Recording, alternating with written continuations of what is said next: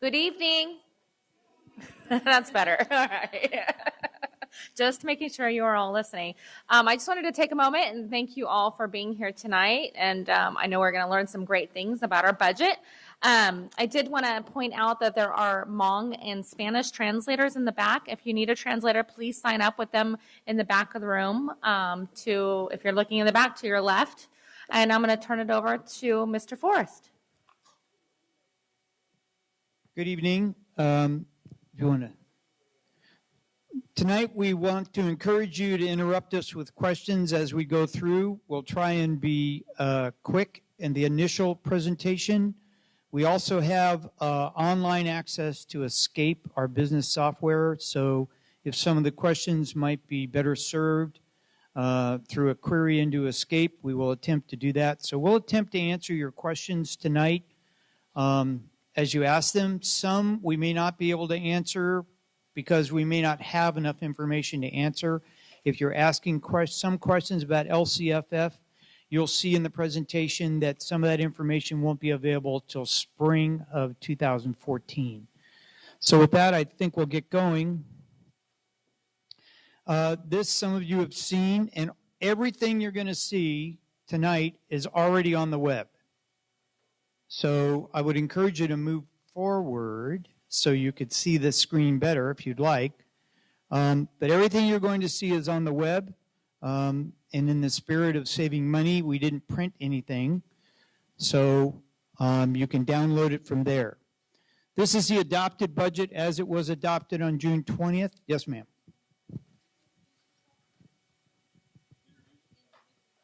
Oh, I thought the board member did. Okay, I'm Ken Forrest. I'm the chief business official. And Gerardo? I'm Gerardo Castillo, the budget director. And we have two board members here tonight. Member Hanson. Three. Ooh, did another one sneak in? Oh, there you are. So Diana Rodriguez, Mr. Hanson, and Christina's up here. Sorry, I can't read that from way back there, so I'm staying up here so I can really read it. And seriously, if any of you are having a hard time seeing, all those chairs up there have a monitor. You're more than welcome to go up there and sit and view right on the monitor.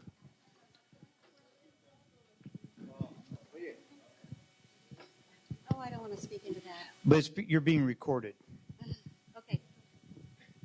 What I would like to know is when are we going to actually get to see the actual budget document? The answer to that is when it's produced, which will not be, till later in the year because all the revisions have to be made and a alignment of the codes. I got the information from the CDE that they were asking districts to record LCFF in object code 8011 and that the revisions on the template would be for the first interim. And then a letter just came out tonight that said revisions and their budgeted revenues and expenditures should be available for inspection by August 11th. I can answer that. The additional funding is recorded in N11, and it is already recorded there, and it's including the budget revisions based on what the approval from the board, from the previous board meeting in A11. So it is in there. My question is about the source document, the actual budget, the one that has the CDE logo in the lower left-hand corner and Form A on the upper right. Okay. And those documents are required to report at the first interim, second interim, and so that's the document that you are asking. That document is not available yet. CDE is working on the SACs and the count, so that's not available yet, the interim report yet. They haven't even given us the software for the first interim. Yeah. When will we get to see a document that looks like the budget? One that looks like the budget with all of the sections in it. I'll say it again. When will you see the budget? You will see the budget when it's produced. When will it be produced? When we have sufficient information to produce it correctly. Second, when will you see an entire budget document? you're seeing, if you had looked on the web page, you would have seen the entire budget document. You will see additional entire budget documents on the web page shortly. You'll see revised summaries from Escape already out there today. So the entire budget is being produced and published for the public to review. Now, the budget document itself, after we receive the appropriate guidance and CDE has updated the SACS reporting device, then we can produce it. But until then, it's argumentative to provide you with an answer as to when. So we'll get it as soon as we can. That's the promise we're making. As soon as we get it, the board will see it and the public will see it.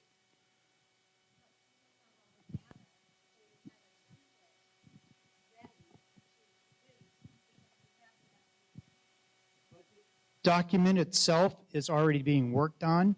The template is being worked on. However, I'll remind you that over 10 staffing units were removed from the finance department during the reductions of everything else. So they have day-to-day work to do, so we can't afford to do it twice. We'll do it when we have the appropriate information. The template itself is already being worked on. It's being updated.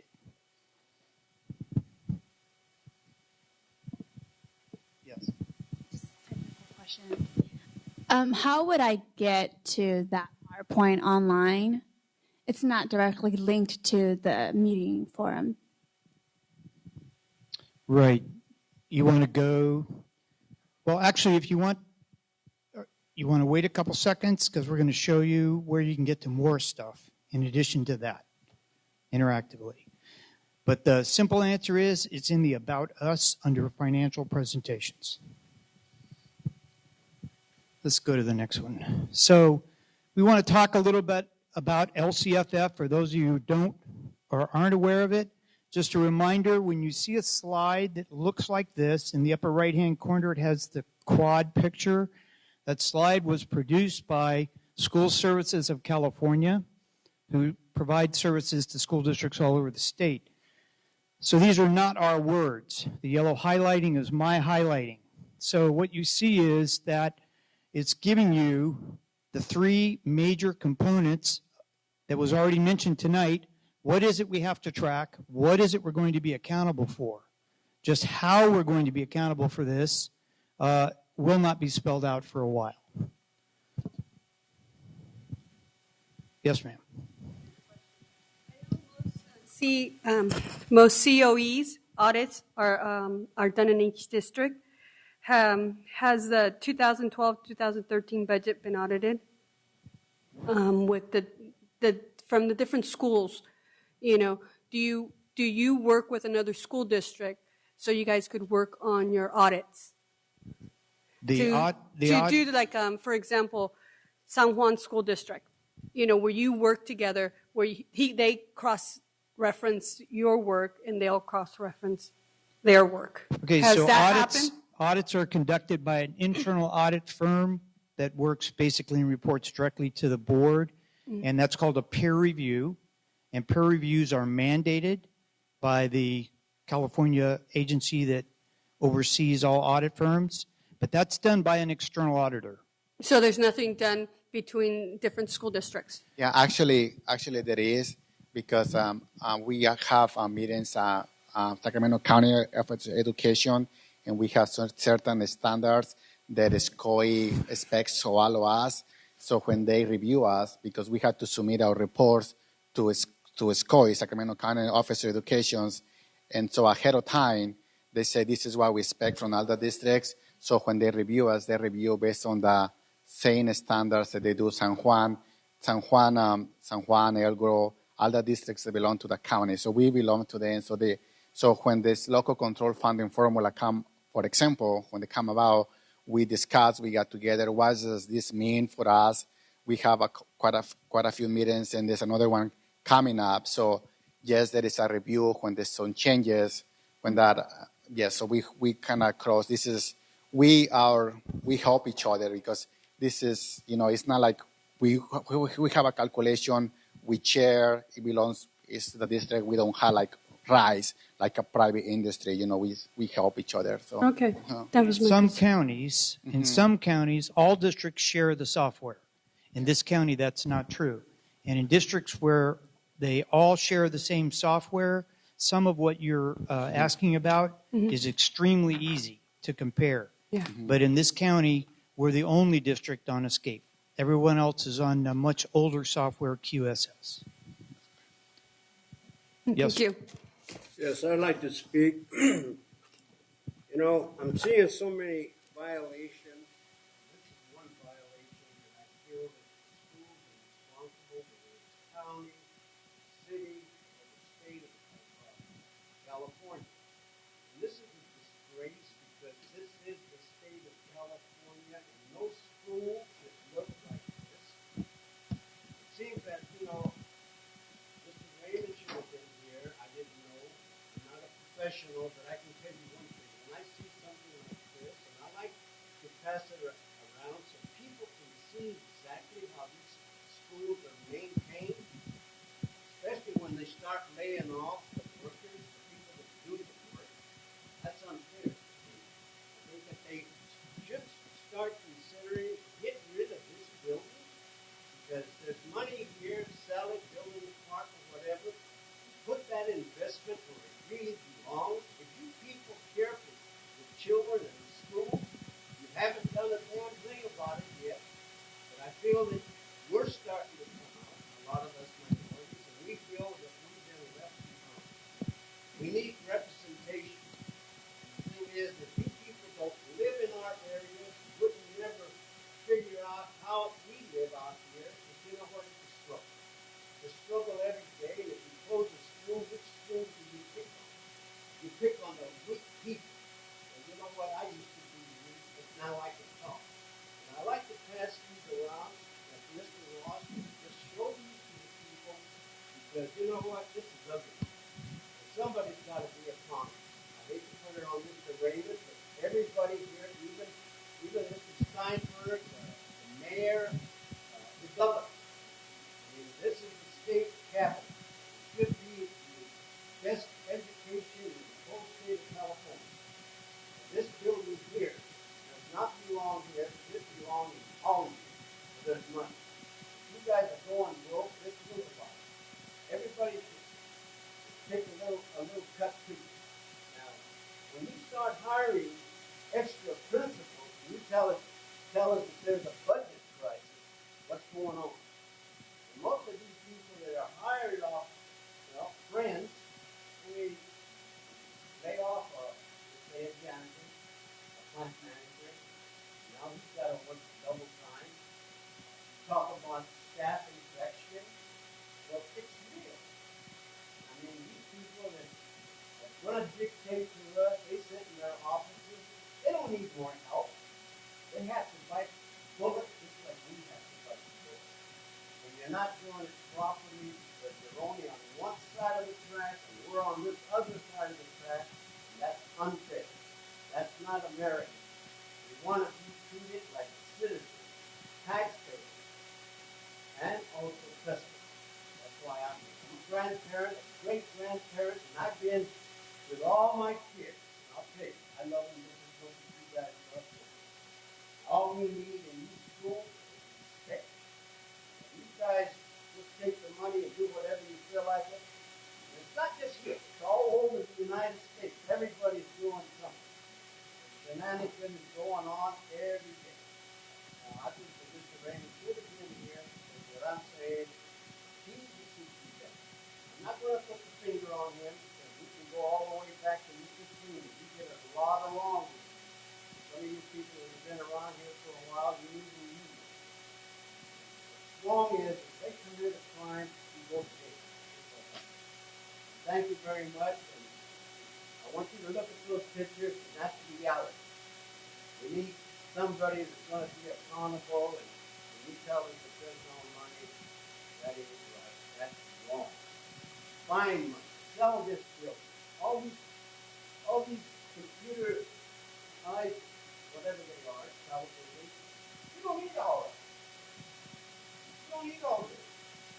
For the work that they do, I mean, if you keep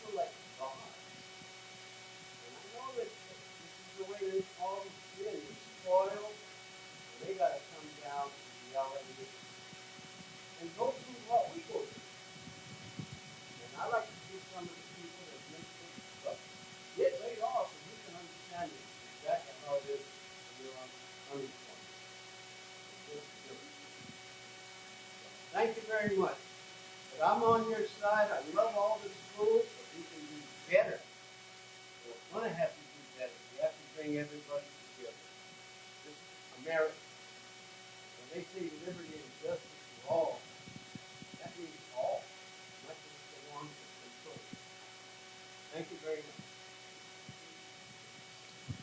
So using the LCFF formula, for those of you who have not seen it, these are the entitlements that the district received. And over last year, it's a $334 per pupil increase. As you can see, the way the formula works, they calculated it assuming it would take 8 years for the formula to be fully funded, and they're taking 1/12 of that. And therefore, our share of the total entitlement went up by $334. But we have $9,648 to go. One thing I need to point out, even if we were to get all of that money today, you still would have less funding per pupil than you had in 2008. So that's how much of a reduction school districts all across the state have received. LCFF takes some of the categoricals or special money, restricted money, and it moves it out of that and lets it be what they call unrestricted. It's not entirely unrestricted because now they've added accountability. But these are some of the excluded categoricals, meaning they have not come out of the restricted funds. So all of these remain in the restricted area. So here's our target entitlement. We won't spend a lot of time on this. It's just some data for you that walks you through how the formula worked. And it shows you the various pieces. So if you look, you have the base grant, and then you have the supplemental and the concentration grant. So in addition to that, you get separate money for transportation and separate money for targeted instruction improvement. So you can see when you put it in this format, you can see the base grant is the majority. 76.91% of the funding comes from the base grant. That's why it was so critical when they went back after the May revised budget and they increased the amount in the base grant, which helped every district in the state. Unfortunately, we would have gotten more money if they'd left it where it was in the supplemental and concentration. So this is the current formula. We take the 8 years, divide it by 12, or 12, take 12% of that, and basically you can see that in state funding, the state base grant, we went up about 4.861%. Which seems good until you look at what happened on the federal side, which was reduced. So, local control accountability plan. The very brief summary of what districts are required to do to ensure they're in compliance with LCFF. So, you can see they have to consult with the group on the left. They then have to have review by the group in under number 2. And the superintendent must respond in writing to everything that is presented during those reviews.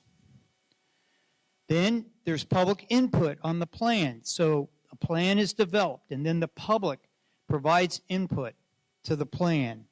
And last, it is adopted by the board and passed on to the County Office of Education for approval and must be posted on websites so the public has immediate access to these plans at all times.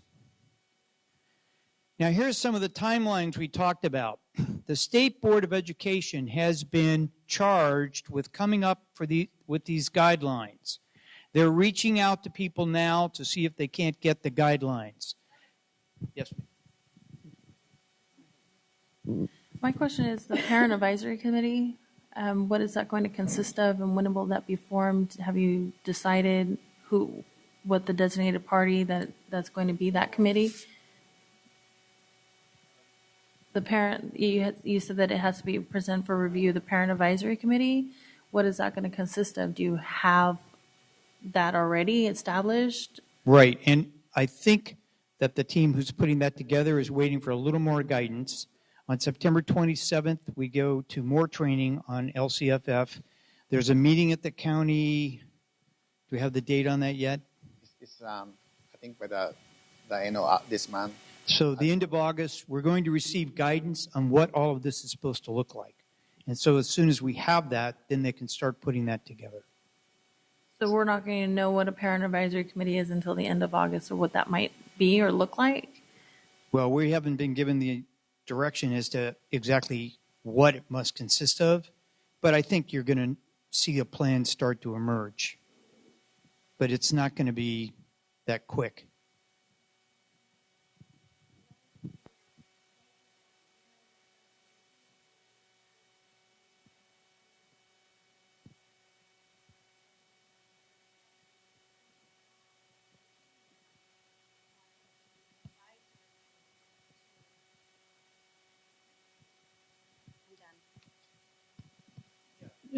Basically, so everybody can hear that, that letter came out late today, and what it basically says is things that the district is aware of and has been following.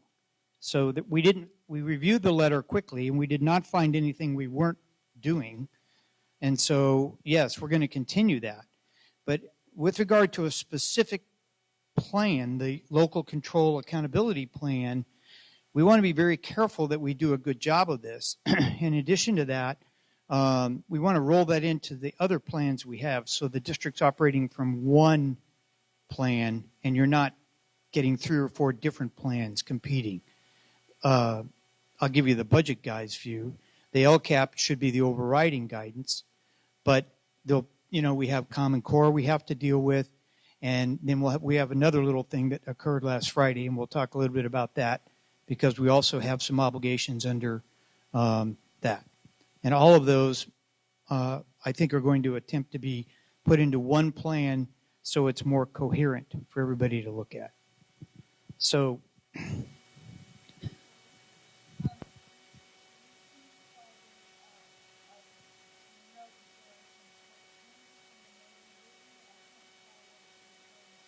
what is the strike through? Yes. Actually, thank you for pointing that out. The strike through was in the May revision, and they took it out.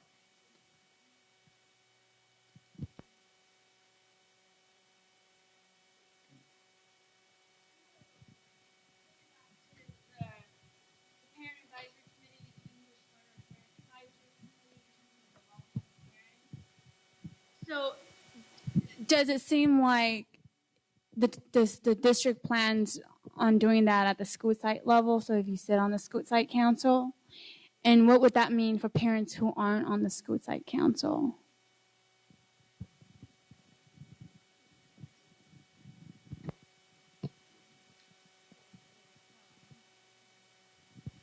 So we'll continue to have the site, school site councils along with the site, ELAC and DLAC and the district DLAC committees. We'll continue with that. So if parents want to engage, we'll continue to have these budget forums for parents to engage through our parent engagement office as well as our parent partnership office. We do. We have a district English Learner Advisory Committee, as well as sites have their own English Learner Advisory Committees. So those will still continue.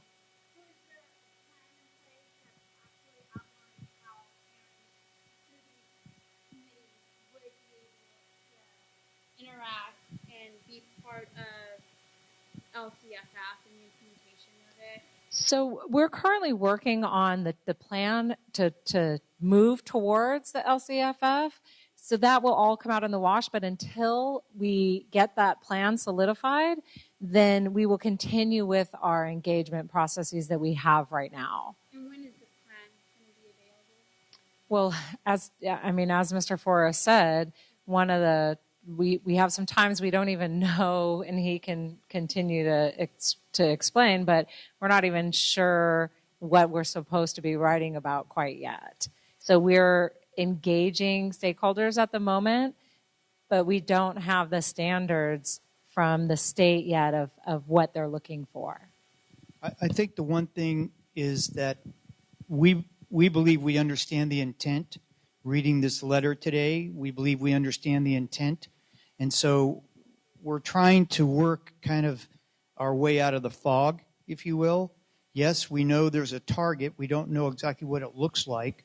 And so we're trying to do the best job we can, but not go too far down the road so we don't have to undo something. I have a question. Okay, so going back, Teresa Cummings, regarding the parent engagement and partnership, if a parent wants to get involved in that, how do they do that? Who do they contact? What is that process?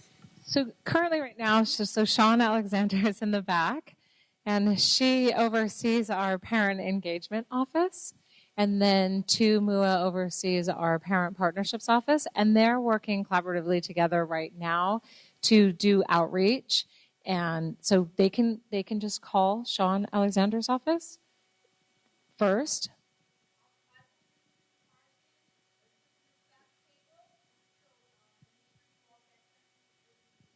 Perfect. She'll bring some cards in so everybody can. And I know I have connected you with Ms. Mua.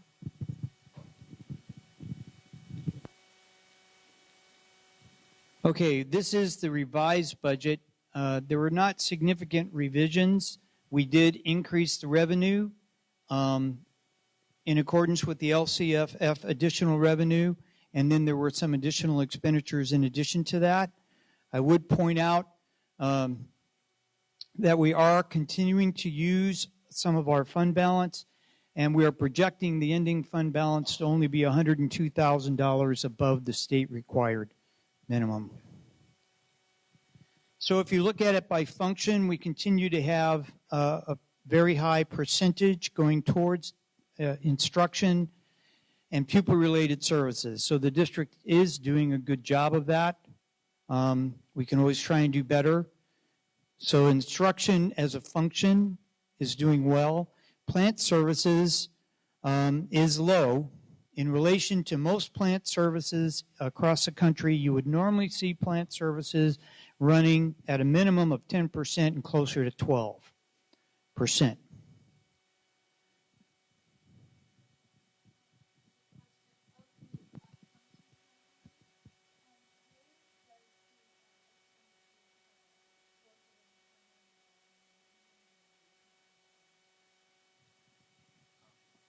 That one will be,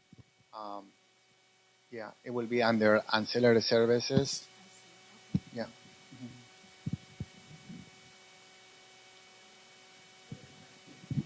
The question was, where would the expenditures be for parent involvement? And under the California Standardized Chart of Accounts, it's under the category labeled ancillary services, about $1.5 million in total. There's other services in there. So where SAC Unified is getting additional supplemental funding for EL, low income, as well as foster kids. And then there's also the concentration grants that we got. Is there any way to to break that down to see how that funding is being spent on kids who are EL, low income, things of that sort? I know you don't double count too, but is there any way to look at that in that kind of pie chart? Great question. The answer is currently partly no, partly yes. No, because I'm giving you editorial opinion. Make sure you all write this down. This is Ken's editorial opinion. All districts in the state would have been better served if CDE had come up with the resource codes to do just what you asked. Instead, they produced this letter. That's an editorial opinion. If they'd give us the information we need, we could have immediately coded that information. As it is, we don't know when we're going to get it. So in the interim, we do have the one object code, and we have other resources, some of which we can show you tonight, and we're tracking that. Already, money does flow to students with higher needs, but it's not specific in related to LCFF because we haven't been given the codes that would allow us to do that. So if we go much further without codes from CDE, then we're probably going to create our own and track it anyway.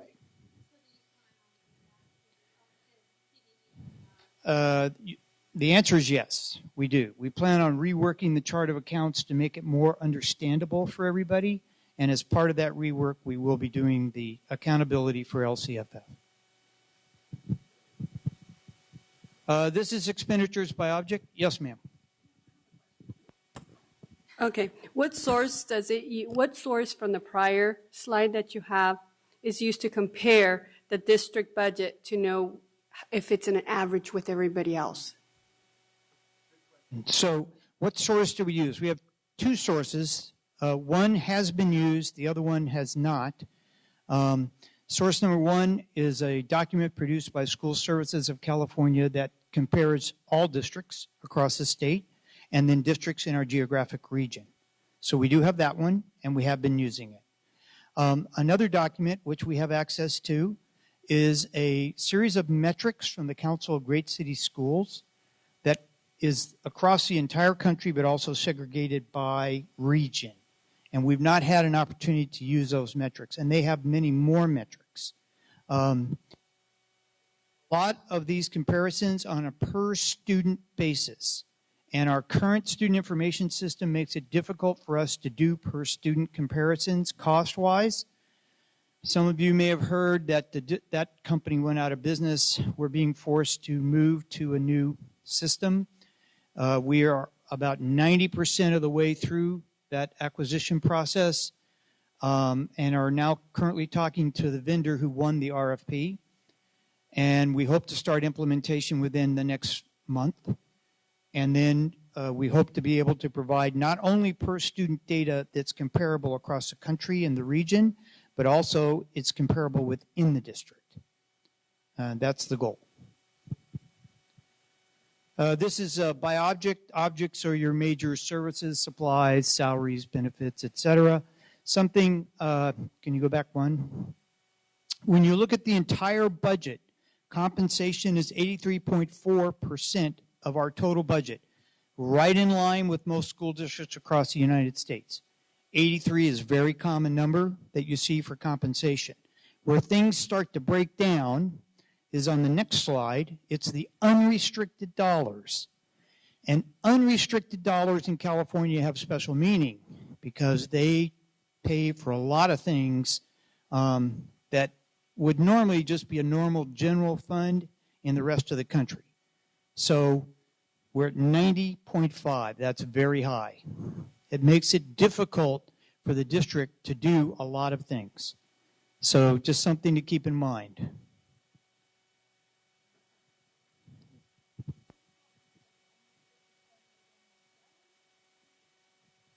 We're going unrestricted funds, as you can see here, 90.5% are going to salary and benefits. Well, it's difficult because, yes, I mean, you've got 90% of your money dedicated, which is not necessarily a bad thing, but it's, right.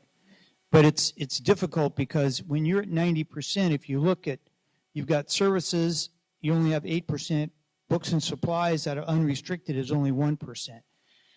Just so you know, if you compare us to districts in other parts of the country, this unrestricted money would be what's called their general fund because all of the restricted money exists in other funds. And so that's why I bring this up.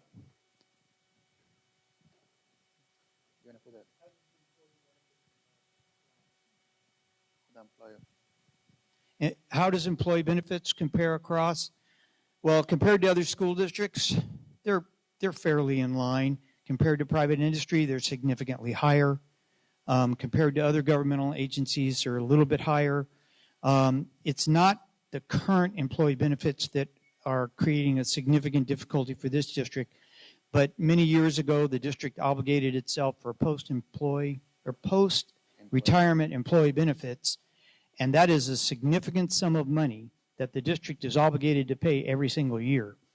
And so that is really driving up this employee benefits number. You see it's 29% is going to employee benefits, and that's because the district has obligated itself to these post-retirement employee benefits. And I just want to say that 29% includes all the statutory benefits, taxes, pairs, the stairs, so that includes not just health benefits. Mm-hmm. And we know that under the Affordable Care Act that this will probably go up a little before it drops, hopefully.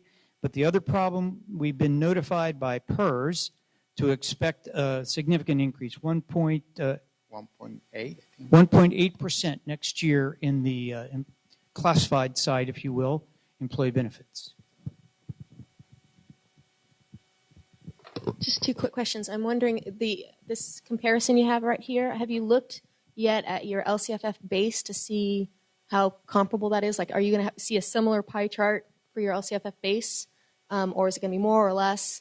And then the second question is, you're showing a lot of the district level expenditures. Are you similarly going to drive those down to the site level such that we'll be able to see, for base, supplemental concentration, what the expenditures are by site? That's a great question. And the answer is yes. And so these pie charts that you see, and I believe it was Member Richardson indicated she wanted to see both revenue and expenditures. So what you ask for, where you see the revenue and the expenditure per site, I actually have done that in previous districts. The budget team has seen what that looks like, and part of redoing the chart of accounts and putting in the new student information system is to allow us to do that. So the answer is yes. Now, to answer the first question about LCFF, again, we need the codes, for one. We've done some preliminary analysis. Part of our difficulty is that if the accountability piece is so strict, we may have difficulty in even meeting it because we have these obligations in the unrestricted. Because we are estimating that our unrestricted goes from 69% down to 63%. So that's 6% of $400 million is a lot of money. And so that's going to be difficult. Yes, sir. Just keeping in line with what the previous gentleman said, can you produce a slide in a format that segregates the district level administrative cost in addition to what the cost of operations are for this location versus a school site, or maybe average against a school site so we can see what money is actually going to the kids versus what's happening at an administrative level? Yeah, then go ahead with the next slide. So this is expenditures by unit. This unit happens to be the bargaining units. If you saw the last board meeting, you saw where we said we were going to reorganize the district chart of accounts. Once we reorganize, once we reorganize the district chart of accounts, we'll be able to do what you're asking. Presently, we have many administrative departments that do not have budgets, and they're all kind of grouped together, for lack of a better term. We need to separate those out. And just as we were able to do it at the school level, the team has seen where we show all the administrative expenses on a per student basis, and they're allocated appropriately so everyone can see, for example, what is the payroll department costing on a per student basis. And so, yes, we will be moving in that direction as quickly as possible. Oh, no, yes, you'll see that. You'll see that. I have a question. What new accounting software product are you going to be introducing or installing to accommodate for the new changes? We're not going to install any new software. We're going to reconfigure our existing software. So when the software was configured, not all of the bells and whistles were turned on. We need to now go back and turn those on. That's what it amounts to. So you're going to have new programming done to the existing software? No, or- actually, it's going through and setting the parameters differently. And then it does different things, is what it amounts to. And in addition to that... What's the name of it? Well, Escape. We're using Escape. Oh, okay. Yes. The other thing that we're going to be obtaining, now this would be, it may or may not be new software. Let me clarify that.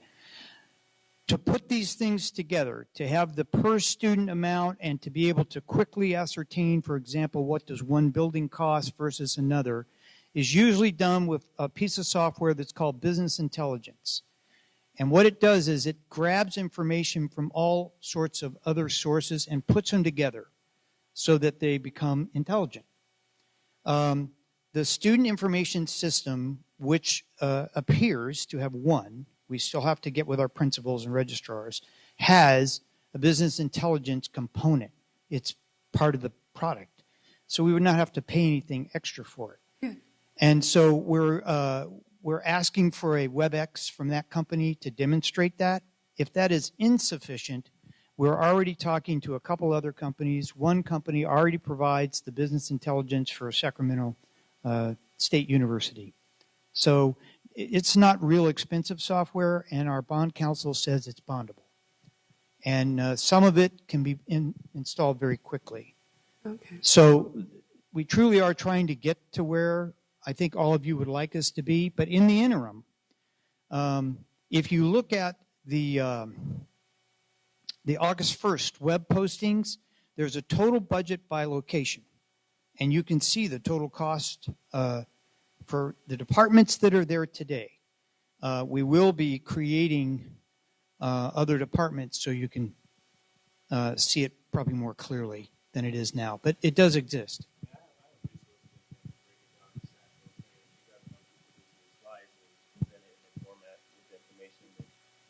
Sharing out.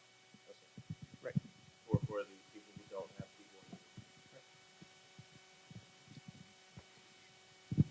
people. I have a specific question. I have to leave for another meeting, so I wanted to make sure to get it in, but it really relates to what Terrence was asking about as far as administration versus schools. At the last school board meeting, President Cuneo actually quoted Board Member Wu and talked about bang for the buck when you guys talked about zero-based budgeting and looking at things bang for the buck. My comment is I really, really hope that, I would like to know, but I'll just make a comment, how you will decide what is the bang for the buck and who will have input as to how you define that if you choose to take the board's advice. And specifically as that is concerned, as it relates to a question that I have, a budget that was presented earlier this year, of which you're based on, had the closure of the 7 schools. And based on that, the closure of a school saved about $150,000. And I know that's just for this year, and there's ongoing savings for that, but that's what it said. The elimination of a board, a cabinet member was more than the closure of one school. In my opinion, the bang for the buck, we're not making the right decision there. What it costs or what we're saving in the school is less than what one administrator. So my specific question is at the last board meeting, someone said to the board that they heard that there was going to be a new board position or new cabinet position added. I don't think that should be the case, considering our budget was assuming we were going to cut a cabinet position. And I would like to know specifically, how is the cabinet being reorganized? The org chart shows that there are 7 people in the cabinet, one which has been vacant for as long as the org chart has been up there. Maybe Ms. Cummings can respond to that.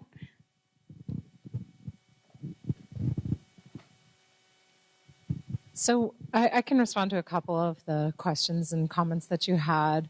One is we're not adding another cabinet member. We also don't have 7 cabinet members. We have myself, Chief Accountability, Chief Academics with Dr. Roberts, Chief Business Officer, Chief of Communications, and Chief of Staff in the cabinet. So we don't have 7. Those are the only cabinet. No. Human Resources, we do not have Jess Cerna is retiring, and his position was eliminated, as well as the Chief Family and Community Engagement Officer position was eliminated, and that work was just moved over underneath Chief Accountability. Chief Human Resource was eliminated, and that work was moved under Chief Business. No, there is no new chief position. There's no new cabinet chief position that is, and I do want to address the bang for your buck question, because I think it is a really big one. It's one that we've been having a lot of conversation around. You really have to triangulate your data and look at qualitative and quantitative data when you're looking at whether or not a program is servicing the students, our students in the community, not only the students, but in the community as well.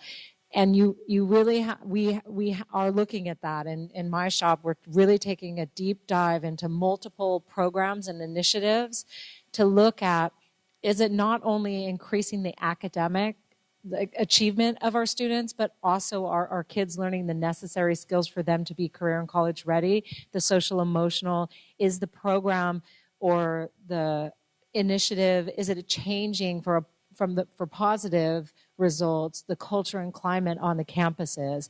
So you can't just look at a child as one academic number. You have to also take a look at the social emotional and the culture and climate that is created on a campus, as well as the academics. All three have to be just as valuable.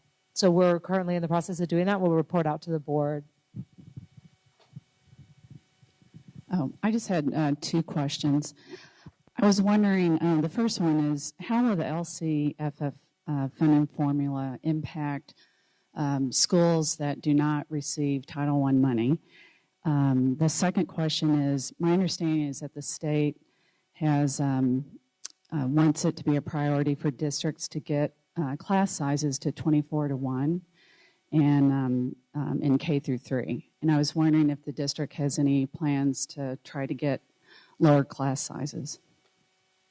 Well, the first question is, there is a difficulty in school funding, not just in this state, but across the country. Those schools who receive Title I, of course, sometimes seem to be much wealthier than their counterparts who do not. And Title I is set by the federal government, those that are eligible. And so the district is really prevented from providing additional funding to other schools. It's called supplanting. So for an example, if every elementary school in the district gets $50 per child for supplies and materials, and then Title I comes into a third of the elementary schools and provides another $20, it is illegal for the district to then go back to the schools that are not Title I and give them $5, because the federal government calls that supplanting. If a district is found guilty of supplanting, all of the Title I funds are removed. And so it's very difficult. And it's a federal law. And so how are the schools under LCFF that don't receive Title I going to fare?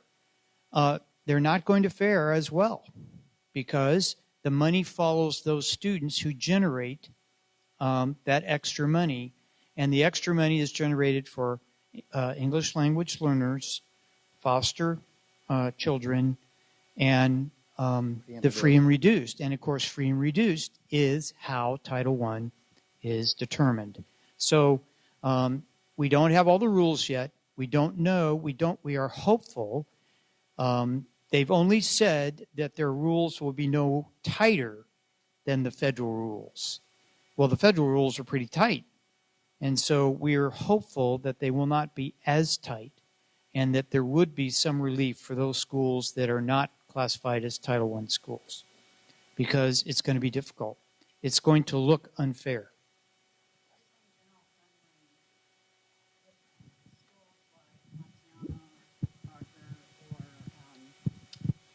Didion or Phoebe Hearst, if they received more general fund per student, you're saying that that would be supplanting even? Okay.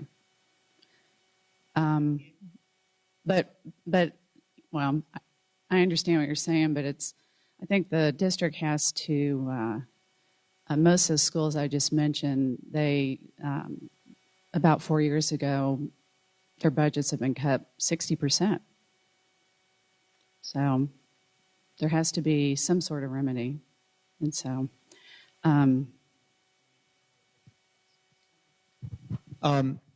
Absolutely correct. Let me just give you a number. You can kind of think about this one. In the state of Colorado, I left the state of Colorado in 2000. In the year 2000, the state of Colorado mandated that every child received the equivalent of $140 in supplies and materials budget. And not only did they mandate you receive it, they audited to ensure it was expended. And if you didn't expend it, they took the money back. That was 2000. This budget, 13-14, our formula is $56 per child. That's terrible. Absolutely agree with you. If in 2000, Colorado was mandating 140 and we're sitting at 56. So we have significant budget issues. Class size relief is right around the same corner. This district currently is operating under the exemption that allows us to have class sizes that were negotiated. And our class sizes are significantly higher. And if you go out to the around August 1st, the budget presentation to the board actually gave you the class sizes that we're budgeting for. And they are significantly higher than 24-1. Given our current budget situation, it will be years before we can address that. And we'll show you that in a multi-year projection. And you have some questions back here. Yeah.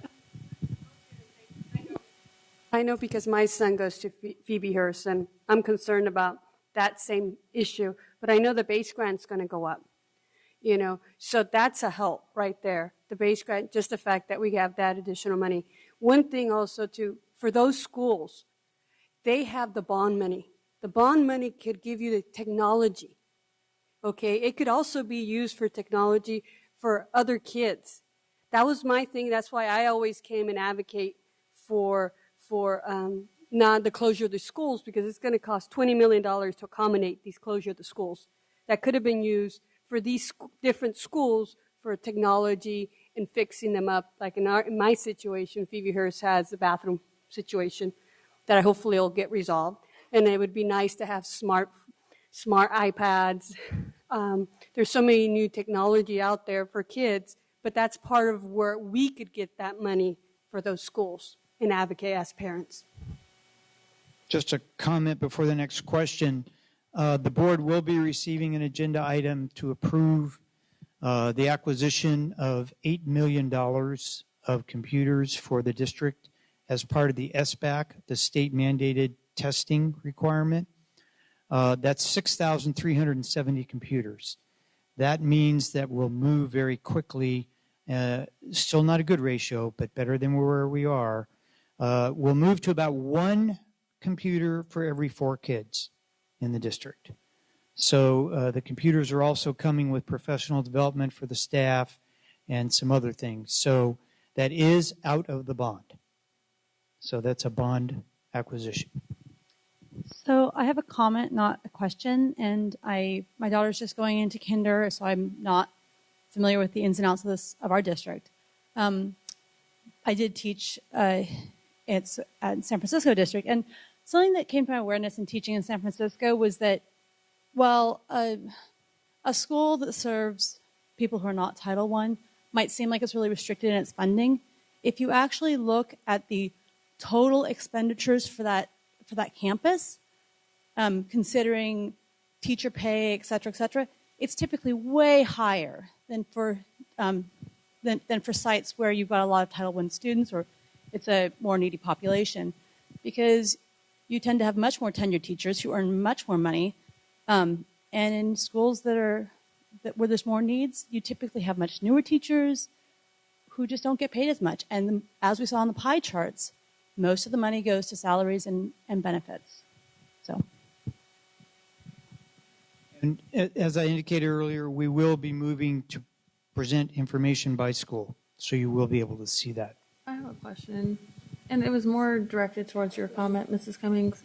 I know that you had indicated that you're currently looking at the current programs, quality, and looking at what programs are working or what aren't working. Is this also something that is being done through the parent engagement program as far as getting the feedback from the parents as far as what programs may be working at their particular sites, or is this something that you're doing on your own and making the decisions for our population?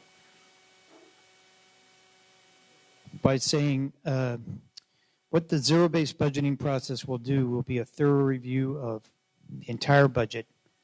We will be presenting the data to senior staff and to the board so that decisions can be made. It is my assumption that much of this will go before advisory and committees. As you'll see a little later, we have an obligation to reduce the budget for 14-15. So we have all year to get this done. So with the evaluation of our programs, it is something that we are doing collaboratively. It's part of when you gather qualitative data, when you go out and you do interviews and you talk and you do surveys, that's when you triangulate the data. You take the hard numbers and then you also take the qualitative numbers as well, or qualitative information, whether it is post interviews or pre-post interviews, both, and then you look at all of that information and then you make a determination. So we're currently in the process of setting up procedures and working through some of that right now. The other thing that we're really doing is working internally to create like a guide to success for both the district as well as sites. Like, what does it mean to educate a career and college-ready student? And what does the district need to do? Like, the district metrics are more around cost efficiency, quality, and customer service. And then the site metrics are more around career and college readiness, engagement, and transformation, such as closing the achievement gap. So we'll be vetting that through our community planning process, which Tumua is heading up, and really going out into the communities. So it's more about going out into the communities and having the conversations. So I've previously in this district, I've been in this district since 2000. I've been a part of the Parent Teacher Home Visit Project for years. And so those of you who know it know the power that it can bring about when we as educators go out into the community and go out into the homes of the people and the communities and the children that we serve. So we're taking that to a different level in the accountability office, and not just having a meeting such as this. These are important, but we're also doing it in a different process with the community planning process, where we're going out into the community and having conversations, having one-on-one conversations, one-on-4 conversations, one-on-5 conversations. The reason that I linked you up with Tumua is because we will need our public education volunteers to help us get the message out, because we are slim, but help us vet the information. And so those are kind of some of the ways that we're trying to do business in a different way, where we are exiting the bridge out of education into the community, so that then people feel comfortable coming in. Well, just to follow up with that, I mean, as a parent in the district, and in a district that's making a lot of tough decisions right now, especially facing school closures and where outreach to the communities weren't done in that process. So you have some building that needs to be done within those communities so that we can entrust and engage and feel that the information that we provide is going to impact and affect the decisions as the programs that are going to be available to the students. And so my primary question is, as a parent in that particular community, throughout the last year that my child was there, of course, when you say surveys, are they going to be online surveys? Because most of my parents don't have online access. A lot of information that the district provides is online, although we appreciate that, but a lot of the members in our community don't have that access, so they're not privileged to a lot of the information. So my main concern is, when you're assessing these programs, how will the public know how the decisions were derived, as far as were they done primarily surveys, how many parents were outreached to come to the conclusions that these programs may not be working? So, I mean, we can talk offline, definitely, because I think it's really important. that you understand this process, but I want to help everyone else in this room understand that that's the difference with the community planning process. It is those one-on-one, it is those one-on-4, one-on-5 small group conversations and bringing the information back. We're also going to be utilizing social media. We will use online surveys, but we'll also use hard copy surveys. And then when we report out to the board, we have all this information for the board to say, this is how we gathered the information. This is what we found. This is what the qualitative results said. This is what the quantitative results said. And this is the decision and the recommendation. And then the board can have an informed, they can be informed when they make the decision.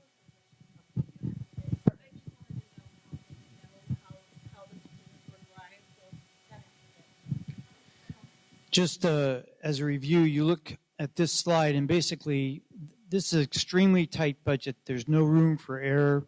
Fund balance is going to be only $102,000 at the end of the year. You'll see just how low that is in a minute. We are going to try and make reductions during the year so that we can feel more confident moving to the next year. As we indicated before, we're going to make a good faith effort to follow the LCFF rules.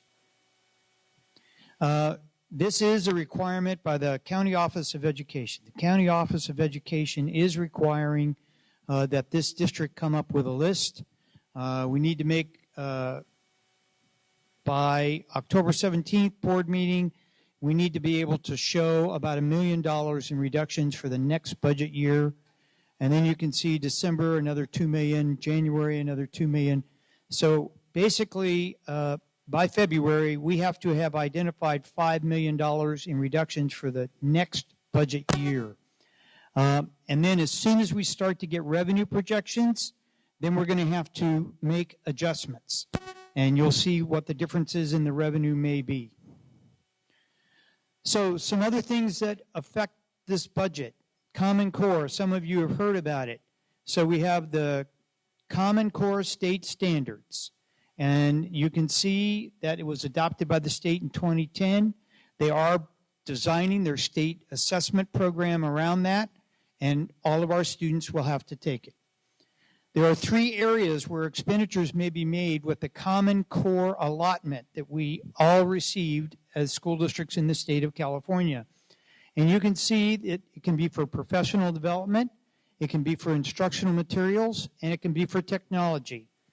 We're making the recommendation that the technology expenditures come from the bond, as was previously suggested tonight, and that the remainder of these funds be devoted to professional development for the staff to make the transition to the Common Core instruction model, and also to provide instructional materials for students.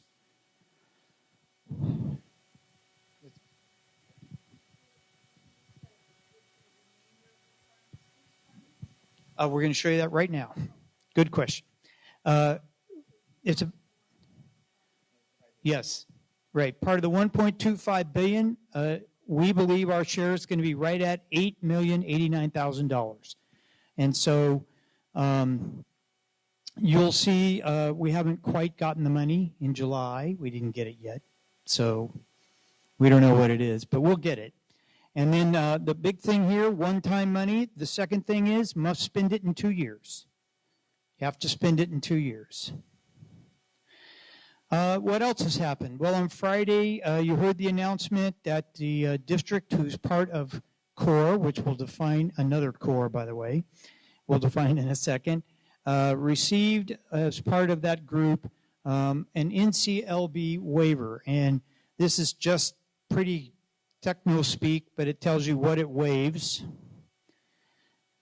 And then, so it's CORE stands for the California Office to Reform Education, CORE.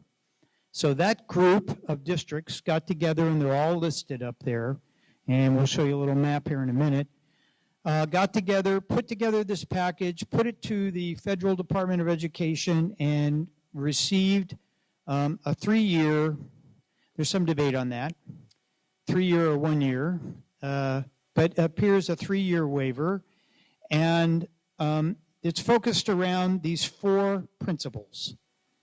And so these 4 principles, for us to qualify for the waiver, we must also track our expenditures, and our school site plans must include information about how we're progressing towards these 4 points. So now we have the local control accountability plan. We have the waiver we have to worry about. And there's a few other things that all have to go together now. And so we need to build one coherent plan. And then we need to be able to track this and show our progress. So this is just a map, shows you where all the districts were. About 1 million of the students. Why? Because, of course, LAUSD is part of the core, and they have the majority of kids. Just a reminder, our trend has been declining ADA. And so one of the things that we're working on is obviously improving our product and encouraging people to enroll and obviously to attend our schools. That directly impacts our funding. So we'll go quickly through these. I think many of you are tired of me talking about reserves and balances, etc. These are school service slides, so you can see that they're very concerned about reserves. If you go to the next slide, you can see the title. Again, this is from another outfit. This is not from us. And so I happen to agree, however, with this. There is no such thing as a good budget unless you have adequate reserves. And that's because you cannot deal with unforeseen circumstances. So they made some recommendations. We'll show you that in a minute. And they talk about how they came about their recommendations as to what is a reasonable reserve. So let's look at that. Some of these numbers are small if you're sitting in the back. That yellow line basically says that we are required by state law to have about $8,007,000 in reserve.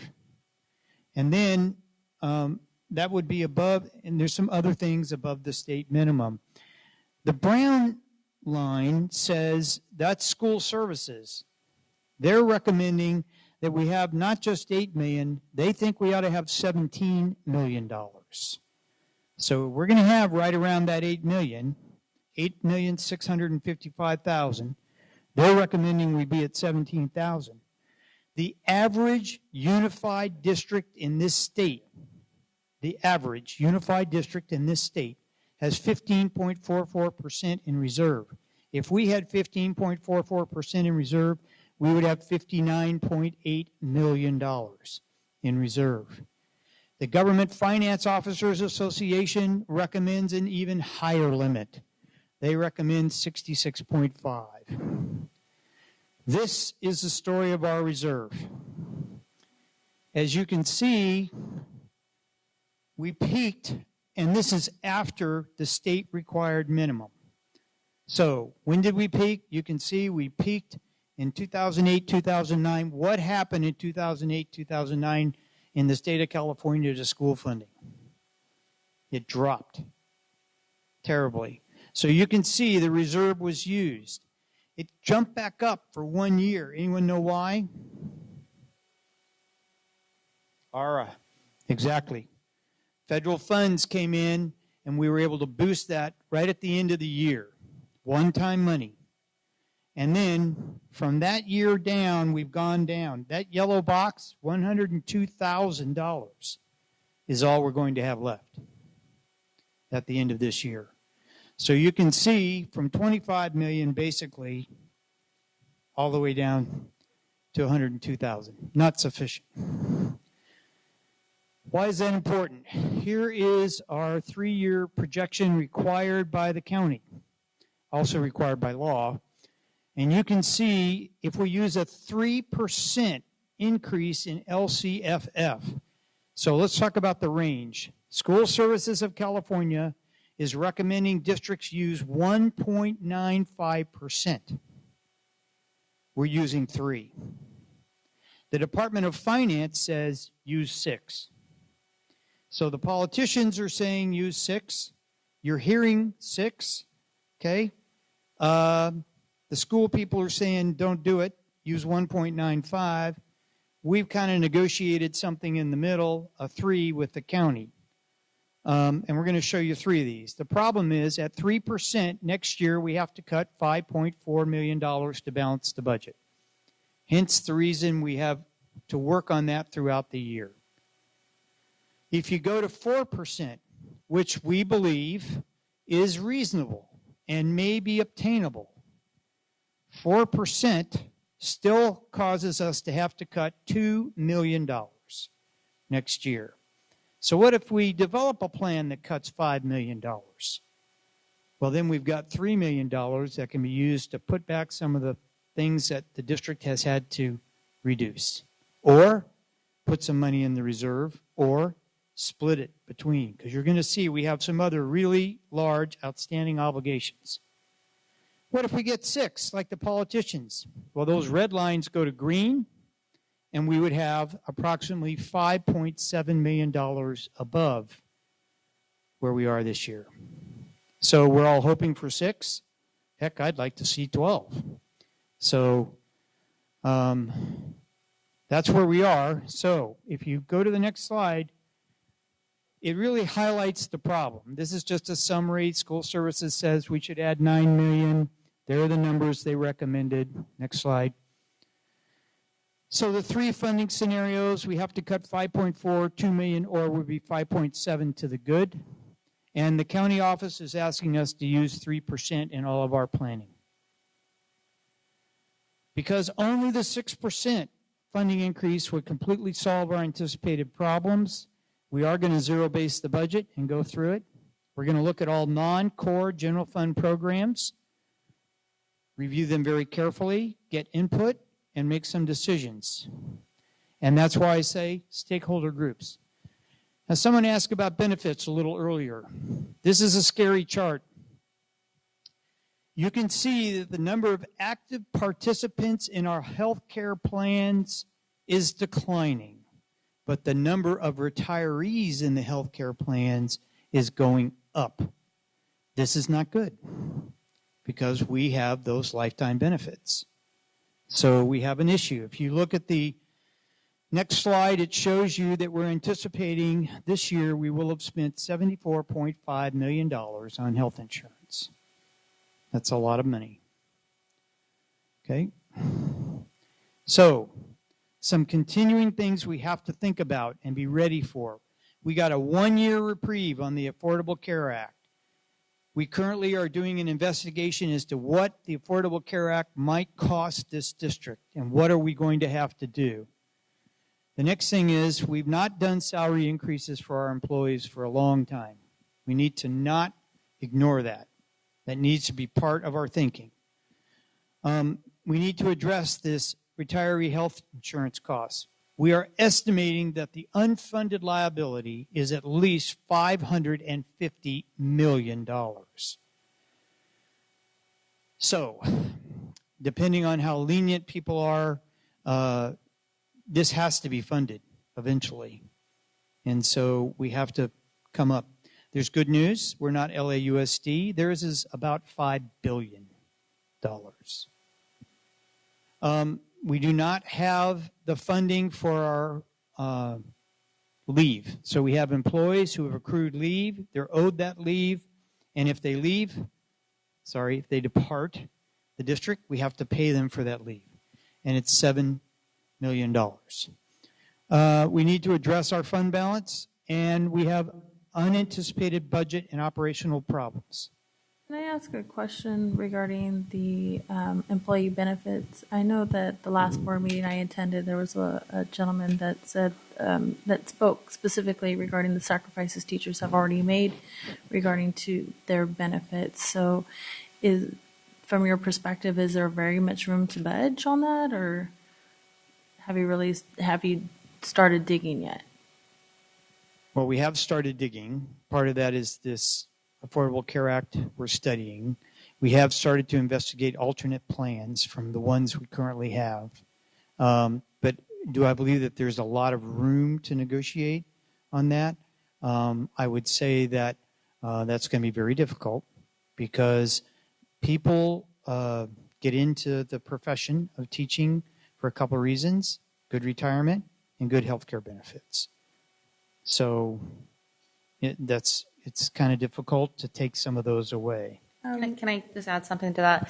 The teachers already also took a cut. Sometime, was it like 2 years ago? And do you know what the statistics are on that? Well, they have furlough days. They have the ends this year. That's what it is. Remember, Bridget, did you mean to their health benefits? They to their health benefits, they now pay a higher copay, correct? It went from a $5 copay to a $10 copay. And then they also, and as far as their salaries, they give back a portion. Is that correct? The furlough days. Furlough days. Two days. furlough days. Yes. Correct. Okay. That ends this year. Why is the leave absent so high? Why is the leave amount? Because usually it doesn't tend to be so high. So I'm kind of curious. You want me? I think it's two things. When the budget reductions coming in the central office, or the people who got accrued vacation, it was very difficult for people to take vacation because, you have departments who have 4, 5 people left. So we encourage vacation, what it would take, but we believe it's high. So employers have been here for a long time, and they do take vacation, but I do believe it is high. Just so you know, in California, earned leave may not ever be taken back. So in some other states, you can put some caps on it. You can say you have to use it. You can do this. You can do that. So a Sacramento school district doesn't have a policy on how it's the maximum amount they're supposed to allocate? Well, we have policies, but they're not consistent, number one. They're negotiated, number two. Mm-hmm. And so we have to negotiate with our labor groups a reasonable way out of this. Is there a reasonable way? Yes, there is, but it'll take a few years. I think the key thing is to be consistent. Okay, yeah. I think I got this. Good. If you could go back one slide. I just had I guess, for the health, go forward. It was the total dollar amount that we spend in healthcare costs. Is that correct at $75 million?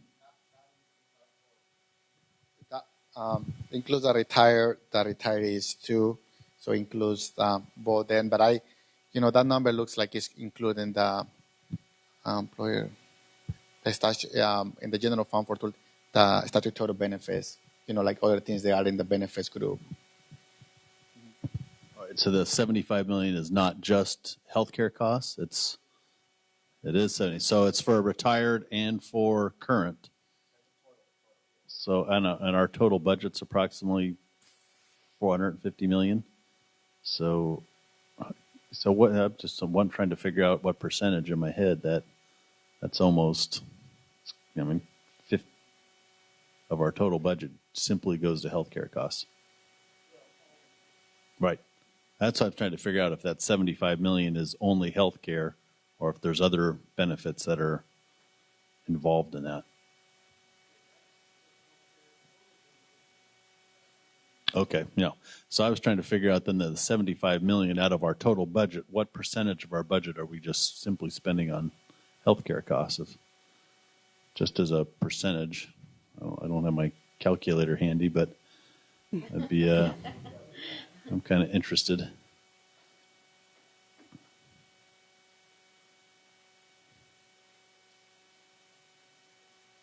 Yeah. Yeah. Well, that's a remarkable and huge number, but I'm sure it's also not out of line with a lot of different places. So I also wanted to take one moment as a board member and just say thank you for doing this, and also I want to thank all the parents and the community members that came here to do this. And I also want to say I expect that we're going to do this on a regular basis to make sure that people have the same understanding of the budget that we do. We're still kind of lay people. Just speak for myself. I'm kind of a lay person at this, and it's a lot of the budgeting things I'm learning as we go along too. And it's really important for all of us to learn this together. There's a lot of tough decisions that the school district probably has to make every single year, and next year will be no different than years past. But the more knowledge that all of us have together in this, I think the more we can make this a good process working together.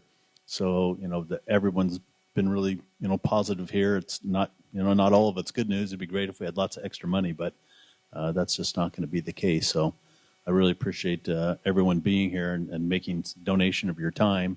And for the education for me is really valuable. And I appreciate the staff, staying late, working late, doing this too. So I just wanted to say that. And I'll walk away 18.5%. I know that's mind-boggling, but I know that's not unusual. Can I ask a question?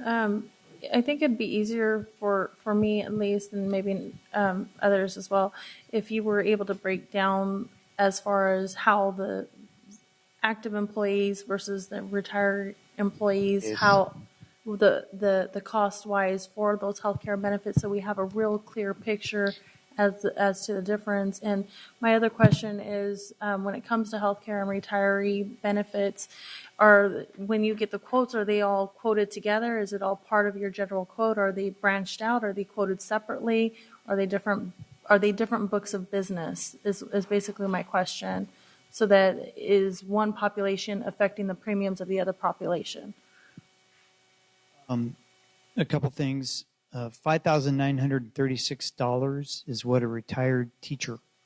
That's the contribution we're making for each employee. Each teacher makes if you will, a portion, $5,936 right. Towards the retiree benefits. The standard benefits are running right. It depends on which plan, but they're running $18,000, $20,000. Right. So my question is, how is that quoted? Is yes. The premiums is it just retiree and employees all quoted on the same pallet, which would mean that your premiums for the general and active employees are impacting the premiums for the active employees, or are they quoted separately at different rates? The problem is it's very convoluted. Let me say that. There are so many different rates in this district. Part of that study that's going on now is to provide us with a path to get to a more sane methodology. There's some other difficulties. Some of these plans are being run through the state, and other plans are run through other agencies, and rates vary for the retirees depending on where they live. So if they live in Florida, it's one rate. If they live around here, it's another rate. So I can tell you that we have a stated objective of bringing, shining a light, if you will, not just for the public, but I don't believe that our employees understand the depth of the problem. And so we're going to meet with all of our employee groups as soon as we have the study. The people doing the study have agreed to meet with all the labor groups together and the board and the public to provide an update on what they found and where they think we should go. And then regarding the Affordable Health Care Act, some of the impacts of the Affordable Health Care Act has already been impacted. That's part of the reason why you're seeing the increase in the premiums, because there are certain things that have to be done right away. And so when you're saying that you're looking into the affordable health care and the additional impacts, what particular piece of the affordable health care do you foresee being implemented, or you don't know that yet? Well, we have a couple areas we're very concerned about the Affordable Health Care Act. One is part-time employees. Anyone who works more than 30 hours in a week becomes eligible for health benefits, and that it just kind of rolls over. So there's some big questions. You need to trade off, do you want consistency in the classroom with substitute teachers, for example, or do you say we're going to hold our substitute teachers to 3 days a week, which would preclude them from getting benefits? Or you come up with a benefit plan that meets the requirements of ACH or ACA, so you can maintain consistency in the classroom for the students. So that's a big question. The other question is, we have many employees who have no coverage in this district. And therefore, the question is, will we be fined if one of those employees goes out to the exchange and obtains coverage? Now, the fine is pretty low. It starts at $2,000. goes up to $3,000 currently, but over the next few years, the fine grows to $18,000. So the other thing is plan design. Most of us believe that the Cadillac provisions will be removed from the Affordable Care Act at some point because there's just too many health care plans that would be labeled as Cadillac and would come in with heavy fines. So we're trying to look at every single one of our main health plans would be considered Cadillac plans and involve a heavy fine. So we have to plan ahead and determine what it is. So there's lots of provisions about the Affordable Care Act. We've been to many courses already, and now we're doing an in-depth study. We've sent data to one firm, and we're getting ready to send it to another. And so that way, these firms that are experts in this are running our exact data through their models to determine what it's going to cost. So you're shopping it between the two firms. Is that what you're doing, or no? Well, no, we will be shopping once we get a plan. Right. I have another question regarding the healthcare. Do people pay out of pocket? For example, I know my husband's insurance, we pay $400 besides what the state pays. Does the teachers do something similar to that? Teachers are covered 100%, but others do pay out of pocket. Okay. And what's the cost, the amount, or? Depends on the plan. Depends upon. Right. Okay. And also, is there like golden handshakes or, to analyze to cut some of the cost? Golden handshakes like early retirement for some of the teachers. We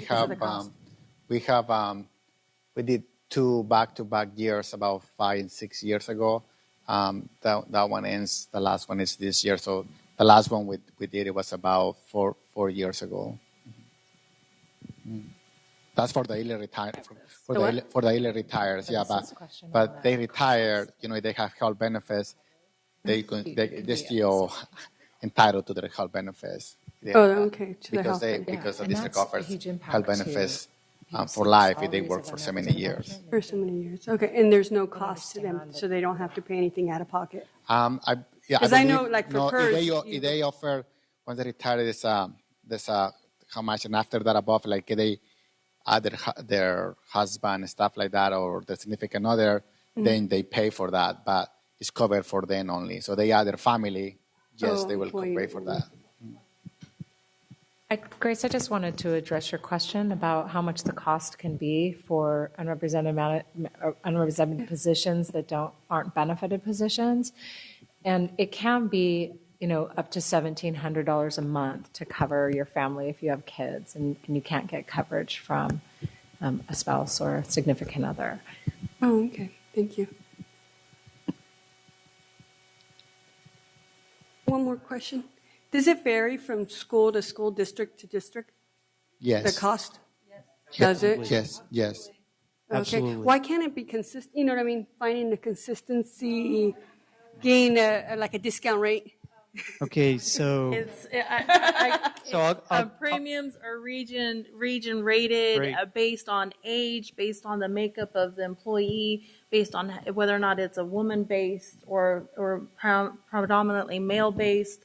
They're looking at, especially if you have, that's why I had the question regarding retirees, because they're older in age, so they have more health risks. Mm-hmm. So they take into account when they say that they're compiling data, they're compiling down to the age, how old, how many children are on the plan, and an employee only versus plus family. It's definitely complicated. So I definitely understand the complexity of what you're doing. So I definitely appreciate that. I was glad to hear that it is. So is it employee only for all staff, or are there some staff that's employee plus family where they're not paying the premiums for that? So like for teachers, so my husband is a teacher. I used to be a teacher in this district. We used to each have our own individual plan. And then I would have the children on mine, and then he would receive the single rebate.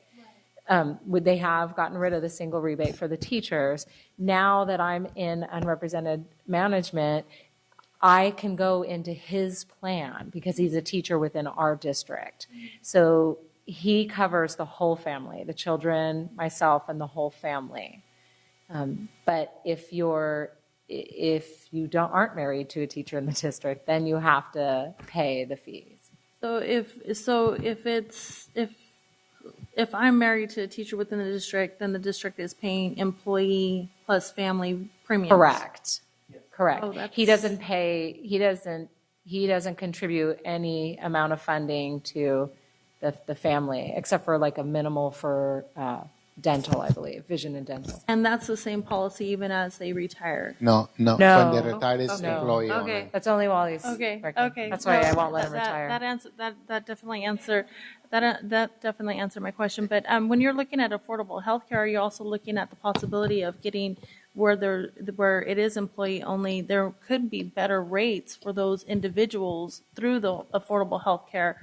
I know that they're starting to do the launch in October, so it may be beneficial to the district to do those workshops and work with those families to see if it is beneficial to cover the employee only, and then assist the families in navigating through the One Health Port to reduce some of the costs within the district. Negotiated.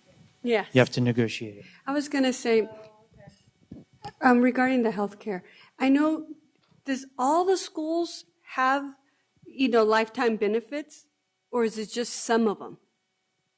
Very few school districts have lifetime benefits. Very few, and Sacramento is one of them. We are. Oh, okay. Because I think that's what's going on. Yeah, because I was talking to somebody, and I think that's what they, I'm trying to figure everything out. And I think now that everybody's bringing up ideas, I'm like, well, not all the schools have it. So Sacramento is the only one of the very few. LAUSD has it. Okay. Just a point of clarification. The classified staff does not, they have to pay, they pay a copay, and they also pay, depends on how many in their family they will pay. The district will pay for, say I'm a district employee, they'll pay for me, but I have to pay for my family. Just wanted to make a clarification. As I indicated, the healthcare plans in the district are not uniform. They are not anywhere close to uniform.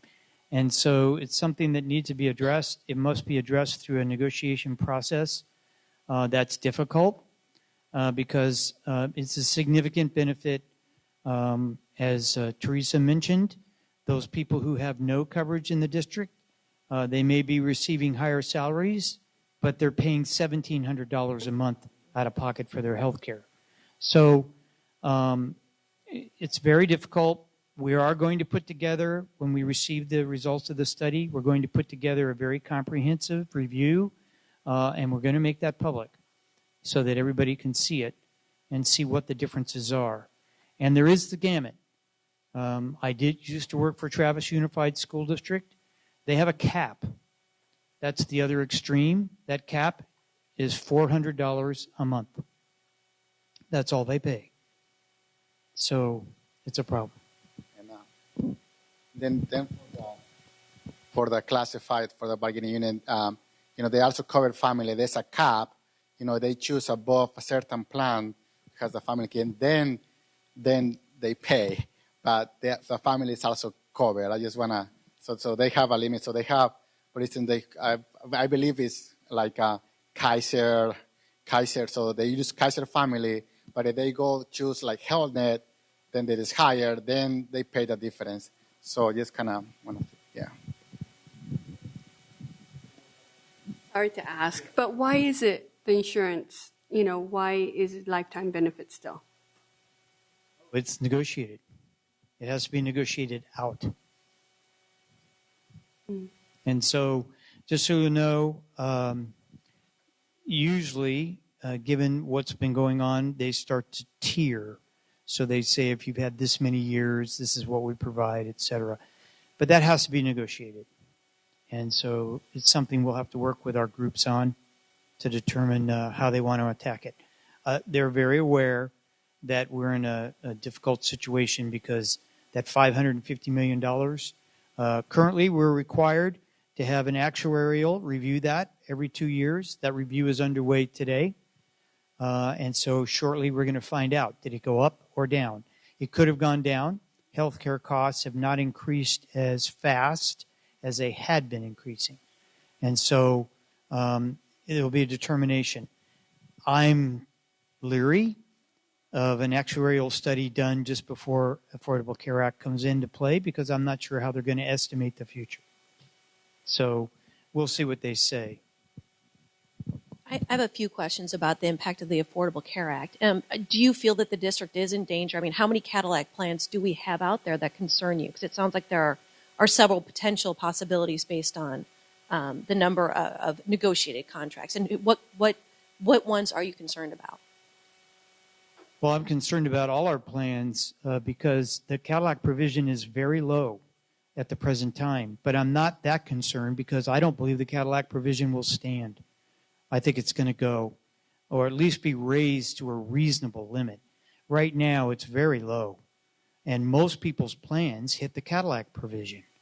So I think that's not going to stand. And that's at least 4 years out, I think. 2018, yes, 4 years out. It's almost 4.5 years out. So we have plenty of time to look at that and deal with it. And have you, when you talk about the lifetime benefits issue, I think a lot of school districts, there's been a lot of media attention to that issue in other school districts across the nation.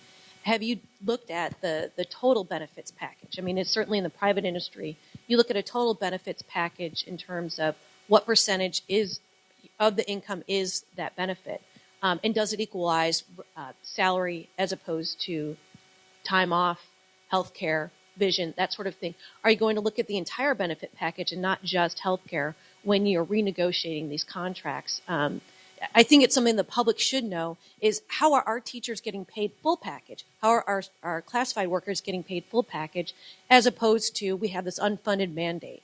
I think all of us know that we need to take a hard look at that after what we've seen happen with Detroit, a very large entity that is dealing with this issue. But I'm concerned that we're not comparing apples and oranges. Actually, we will be comparing total compensation. So that includes everything. And that, as you point out, is really the only realistic way to compare. And we'll be comparing against other districts because we have some of that data. We'll also be comparing against other industries in the region so we can compare. And as part of the comparison related to the ACA, are they taking into consideration what's expected to be a decrease in costs across the board in terms of premiums, insurance costs, et cetera, for people because there will be more people who are insured? So we should see some degree of a decline. Yes, they are. Okay. Yeah, both of the people we're talking to, that is their business. And can I ask what the firms are that you're talking to? Keenan and Company is one, and Epic is the other. And what was the other? Epic. Epic. Okay. All right. Thank you. Next slide. Yes.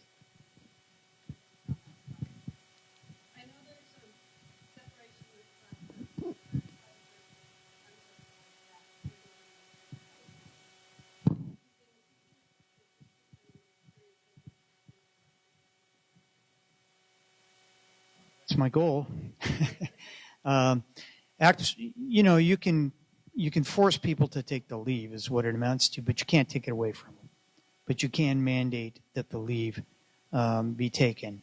As Gerardo mentioned, it's difficult because staff across the district in all areas has been reduced, and people want to do a good job, so they don't want to just abandon what they have. So we're going to take a look at this and see what can be done. I can tell you that this is not an uncommon problem. In the district I just came from, we had a similar problem, and we set up a plan that in 4 years should solve it. So what we did was tighten the number of days they had to take each year to make it go away over 4 years versus you got to be gone 60 days, that kind of thing. Just some things about escape reports. There are a lot of them out there now. We're going to show you how to get to them. Some things you need to remember, that the year 1213 is still in progress under the Governmental Accounting Standards Board Rule 33, GASB 33. We are required to leave our books open for 60 days and to process transactions for 60 days. You separate those transactions into those that should be booked in the current year and those which should have been booked against the previous year. So what you're seeing, we're going to show you some reports. You're seeing data current as of this afternoon, and you're seeing multi-year data. But the last fiscal year data is current as of this afternoon and could change. In fact, it will change as we continue to make transactions. So some things you need to know. Some of the reports that are out there, we've condensed them to what are called major objects. And so you can see into the California Chart of Accounts, the 1000 series are certificated salaries, then classified, employee benefits, books and supplies, services, equipment, and then the other outgo and indirect cost. We also have other categories. We talk about restricted. And restricted are those programs where you must spend the money for a specific purpose that is basically the person who gives you the money tells you how you must spend it. And so you can see under using resource, and you can go out to the website and look up the state chart of accounts. We will be providing you with information as we get a little further down the line on how to read all this mumbo jumbo. But the resource is 2000 through 9999. Unrestricted, the resource is 40 up to 1999. So that's the money you can spend for any general education use, anything to run the district. Discretionary. This is a term you may not have been using before. I've used it many places. It's really the money that the budget managers have to run their operations. And it's the supplies, services, and equipment. So it's object codes 4000 through 5499, 5600 through 699. The non-discretionary are salaries, benefits, and utilities. We consider those to be non-discretionary. They're controlled at the district level, and site managers don't have access to them. Staffing is how we control salaries at the site level. They're authorized a position, and as was indicated, I believe you said, it's very true. Staffing is given as a unit, so you receive a teacher. The site is not held accountable for the cost of the teacher. They're held accountable to not exceed their staffing. So it's one model. There are other models out there where they're given a budget and they have to live within it. That requires a different negotiated agreement because you have some things going on with people not wanting senior staff. I'm sorry, I'm still going back to that leave reserve. I was thinking that $7 million maybe could be used as a reserve as well too, because that's set aside and you need money to be reserved. So anyway, I just wanted to make sure to, bring it up and maybe a suggestion. Right. Good suggestion. What you'll see if you look at the financials, they charge us the $7 million. So in reality, our fund balance is negative because they put all these things on there. In this state, they allow that to be called long-term debt. Mm-hmm. It's an accounting trick that yes. Other states don't allow. Mm-hmm. Yes.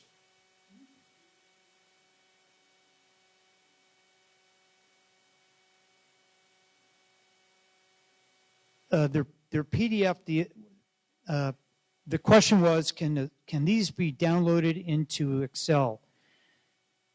The answer is yes and no. They can, but they're terrible. They don't download very well yet. So what we're seeking is this business intelligence system, which would allow a file to be downloaded in true Excel. Right now, you get all the headers. Trust me, I can show you. Mike, do you have can you get to one of the Excel files? I think the staffing one is a good example. It's on the drive. Look up the Excel version of staffing. Yeah. I'm going to show you what it looks like. It's terrible. Let's see. No, maybe I didn't put it out there. That's the well. Here, put that to call that one up. I'll just explain it to him. Here's what happens. This is the PDF version of this report, which is on the website and you can download. The problem is that they merge the data into multiple columns. And we are unsure as to why they do that. Can you make that bigger? Do full screen, Mike. It's under view.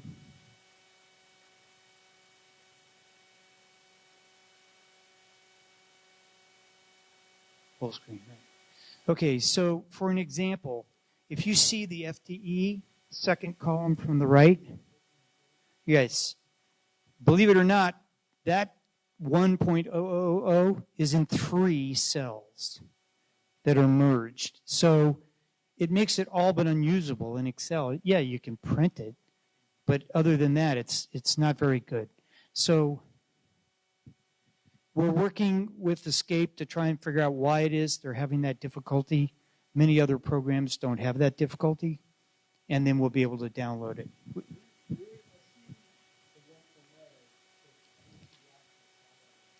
Salary is not listed because we list the teacher's name. So this report is more of a control report. We have a different one where we don't show the name. Yes. I had some questions about the data controls within Escape. How many people in the district are permitted to enter data into Escape at this point? Into Escape? Right. How many people can put information about the... Yeah, actually every department, every school can enter data when they enter the requisition, and they also can move funds between what we can call the discretionary. You know, they want to move it from supplies to contracts. So a lot of who does the main budget transfers or something like additional revenue, that will be the budget department. That will be us. But, you know, once it's in the department, is theirs to spend based on their plan. Usually, like the schools, for instance, they have a school side plan. They have to do that, and the schools can enter. They need to buy a pencil. They enter the system there, and it gets encumbered. Is that what's your question? I'm asking how many people in the district. So how many people have access to Escape and can enter in data? It depends on their security level. Okay. So a school office manager, for example, can enter a requisition. Right. Or can make a budget transfer between supplies and services, but they have limited capability. They have no capability, for example, to do anything in the payroll side or human resource side. So some people have what's called a full menu, and those would be the people in budget and accounting. Most people have a very restricted menu. Okay. I would say it's more than 300 people. Okay, more than 300 people. And then how many people have the full access? Oh. Very few. Only like 3. Oh, okay. And then what sort of training do you do with these 300 people to teach them how to use Escape and how to code things properly?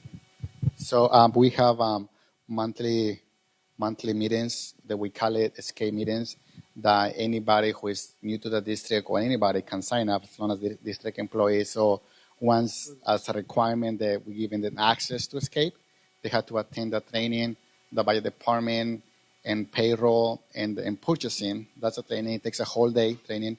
We have those monthly access. So, but we do it on a monthly basis. We have a schedule that comes. However, if somebody wants to come, they can ask us at any point in time. You know, we are here to support the school size and the departments. And so sometimes the new employee starts, and the next Escape training is until like 3 weeks. Sometimes we work with one-on-one. But when we implement this is a new system. Actually, we started by saying new is it's about 4 years. This is a new software. Everybody got trained, including ourselves. So we still new and learning that, and they do a lot of progress and they change it. So we kind of keep up to date. Before you leave that, we've called Escape up, and you're sitting a long way back. But all the way to the left, you'll see where they have online help and online tutorials. Mm-hmm. So anyone who has access to Escape has access to the online version. But I want to answer one question for you. How much training do we give? Not enough. Well, and that's my concern. It seems to me that there's some issues with data input in Escape. And I'm concerned in particular that with the schools that are closed, that who's putting the information about the transition costs? Because it's not the people at the school site anymore. So who is entering that data? Yeah, the actual costs go in as requisitions for services, or they go in as payroll time. And so that's pretty simple. So is it coming out of the budget office? Is that who is entering that data, or no? So we have a resource and account code to enter to keep track of the transition cost, so we know what it is. It's in the general fund. So we have a staff dedicated for the district who is managing the transition cost. So she's the one who is managed. She might not enter, but she will say this is related to the transition cost. So we have the general fund. There's other costs, so that's how we keep track.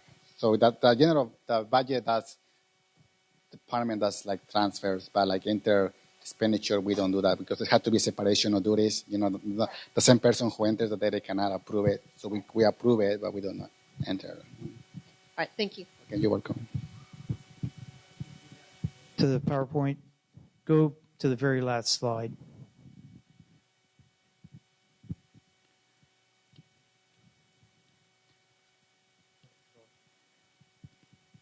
One more. Okay, so again, this is small, but for those of you who have not been on the district website, if you go to the district website and you click About Us, you'll get a drop-down, and if you click Financial Presentations, then you'll get a number of years. If you click on the current year, you'll see we've added Escape Business System reports, and we have reports we produced today and reports that were produced August 1st. We have not yet been able to, quote unquote, get some of the reports we want in the format we desire them so that they would be more readable. And so we're working with Escape to get these reports into a more readable format. And then it's our objective that by Halloween, the end of October, you'll be seeing month-end reports that are providing quite a bit of data about all the finances. For example, one of the requests that we've had is full detail on the expenditures. We have attempted to run that, and it blows up. So we have a ticket into Escape. We believe we may be the only district they have of our size who's attempted to run this because it's too big, it won't run. It times out. I guess I'm just concerned for the people that don't have access to a computer. How's the school going to plan to accommodate, and assist those individuals or parents that want to be part of it? Right, Parent Resource Center, but in addition to that, as we move with the new Student Information Center, it's our objective to set some kiosks up in all of the schools because one of our objectives is online enrollment. And obviously, if you don't have a computer, that becomes difficult. So we want to make them available. Again, I just did this in the district I came from. We set up kiosks. And it's really up to the school where they set them up. Some schools set them up where it was in the media center, and there was someone there who assisted. Some schools set them up near the office, and then it was the office manager and that team who helped. But it is our goal to have kiosks set up so that everybody has a ready access. And Grace, I just wanted to add to what Ken had said in the fall. We will be rolling out our atomic learning support for not only for our staff and our students, but also parents, where they can go and learn the various like Microsoft, Word, Excel, all of the programs, so they can learn the computer skills. Okay, so they'll be able and that's free of charge. Free of charge, and that'll be for each individual school site to have that, or just here at the parent? So they can access it they'll get a passcode probably through their school site. We're still working that out, and they can actually go to the public library and access the website because it's all web based. But then we will have the computer at school sites as well, and we have computer labs here that will have like computer cafes. Okay. The other thing that is on our to-do, after we get the reports in the format that we desire, then we're going to do a how do you read them Okay. and put that on there. So parents will be able to do that with the expenditure reports Absolutely. on the school site to Yes. have a printout of the budget report Yes, if and they want access to and it. eventually, it is the objective to. And I'm not sure how we do it if we only have Escape, but if we have a decent business intelligence system, you are able to put that on the web, accessible from anywhere.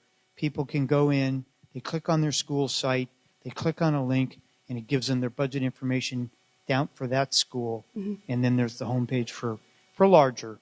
But that's the goal, is that they have interactive access to their expenditures, because that's when it becomes transparent. Okay. When people can look at Let it. me ask you a question, because I know for the Because I know this gentleman over here has had his hand up multiple times the last few minutes, so if we can get to him.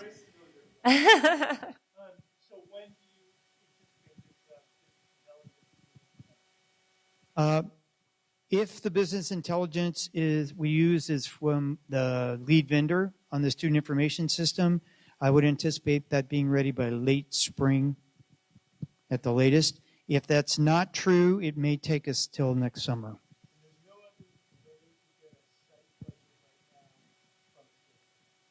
No, we have site budgets on here. If you look at the where it says general fund multi-year total, can you open that up? You have to go to the website. This is the fake one. So he'll go, Mike will go, and this is Mike Smith, by the way. He's from the budget department. He's kind enough to stay and help us tonight. That's the total. This was before revision. So this was the adopted budget. We will be producing this as soon as the revised budget is completed. We're going to need a couple more weeks because we need to validate some of the information. We don't have our ending fund balance yet for the previous year. Almost. Yeah. I guess I'm thinking ahead. The new funding formula, it's mainly geared for areas. If you qualify for low income, foster. And my key thing is, in these areas are usually like in areas where parents don't speak English. How are you going to accommodate for that, for those parents? To have all this computer and access, and for them to be part of the LCAP, to be. The student information system, who's ahead, has translated pages, multiple languages. So you want to see site budgets, right? Yeah. So yeah. Well, just go to click there, go to 1314, Mike. Yeah, go down to the August 1st, escape reports. We didn't produce that today. Keep going.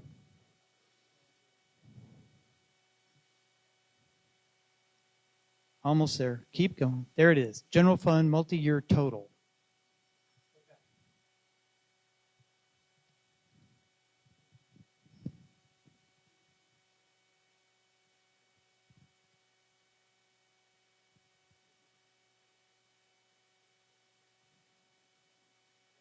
$140 pages. You know how to do a find? First of all, fill the screen, please, and then do a Control F.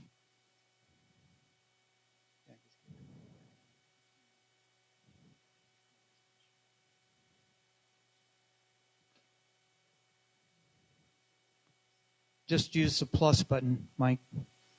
Go up and use the plus. Okay. Do it again. And now move and then you see that up where it says bookmarks, you can just close that. The other way. See that you got to go over to the double hash. There you go. Okay, now you may have to drop it a little bit. Move your scroll bar at the bottom to center it, And then, yeah, reduce it a little. Okay, so there it's the whole thing. Now do a Control F.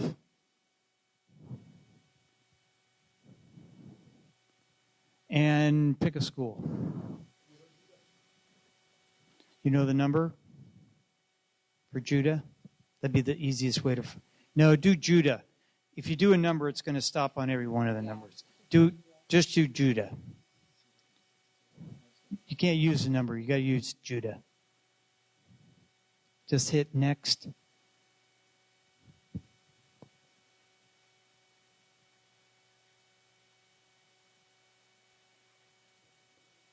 There it is. Okay, there's your entire, and not only is it the entire budget, but it gives it to you by object, and it gives you from 2011. So the columns on this report, the first column is FY11 actual expenditures. The second column is FY12 actual expenditures. The third column is FY13 to date. That's the one that's still open. FY14 adopted. FY14 revised. And then the difference between the revised budget and the actual expenditures for 13. And then the current fiscal year actuals to date. And the column that's missing will be next year's budget. And we're kind of behind, and we haven't been able to start on next year's budget.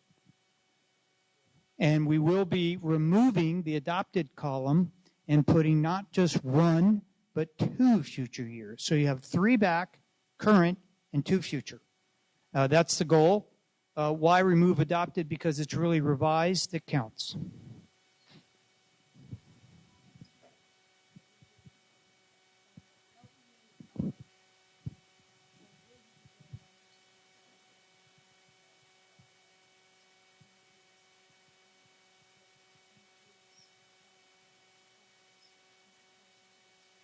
Yes, we will.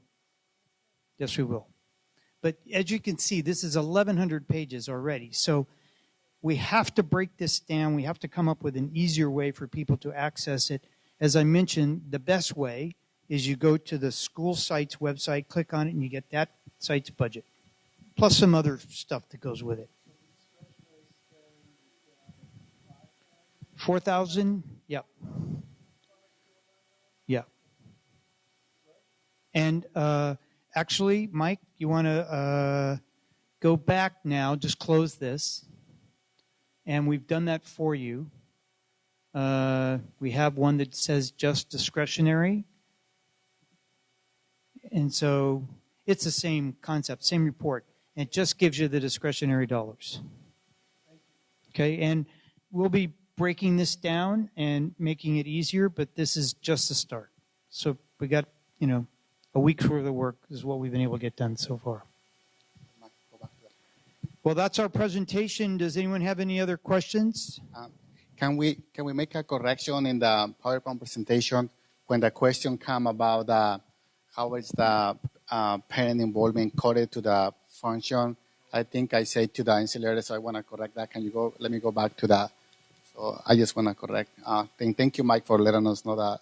So I think it was one of the beginning, the first ones. That was by function. So I think that it's actually under the instructional, we say PPO, we say ancillary service, but it's actually under the instructional related services. Okay. The parent involvement. So that's not ancillary. We want to correct. So and thank you, Matt. Yeah. Mm-hmm. Okay. I have another question. Going back to the new funding formula, and I know for the areas of where there's non-speaking English people, how are you going to address some of these? Because they're going to have to help out with an LCAP in the planning and the strategy and everything. Yeah.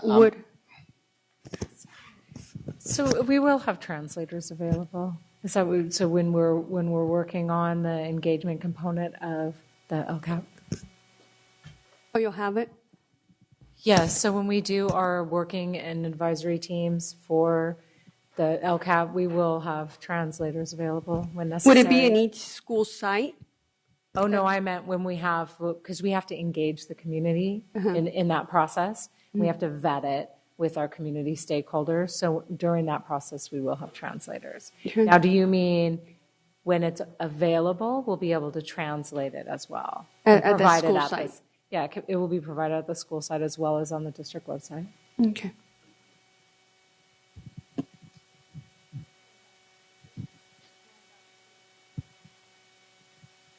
Regarding healthcare, and I know that you said you were going to be shopping the business, but are you also going to, when you say shop, are you just looking at various carriers, or are you also looking at different brokerage firms as far as who's going to broker the account as well? Are you shopping at that level as well? The district did a bid for a broker. They have Epic, but we brought Keenan in to kind of, my economics professor always said competition is the spice of life. That was the main reason for my question, because I know once you put brokers competing for a book of business, you tend to get, for whatever reason, a little bit of a difference. So I was just wanting to make sure that that's something that's also being looked at. We're doing it. And when you shop the business, are you also looking at the commissions that each brokers are getting from the various different carriers as well? Right. The commissions are pretty low right now. But like I said, we're going to put together a complete report. And the one advantage I have is I have free consulting in this area. My brother's a licensed broker in New Mexico. So, and he's free. Yeah. Absolutely. I've developed self-insurance plans starting back in 1979 was the first time I implemented one. I am a firm believer in self-insurance. However, it must be negotiated. Self-insurance is usually the best way to go, especially if you have a good plan administrator. Just to give you an example, in Alaska where the insurance was through the teachers union up there. We did a bid, and United Healthcare was willing to come in and assist the district in becoming self-insured, and they beat the district price in doing that. Unfortunately, there was a set of circumstances where that carrier decided all of a sudden in a midnight meeting to reduce their rate increase to 0.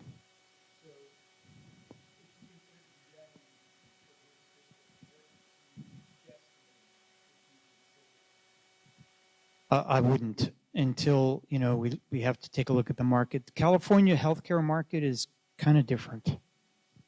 It's a very different market. And although I was born in California, I haven't really worked here that much. So I'm having to get used to California again. Although I do like the speeds on the freeways.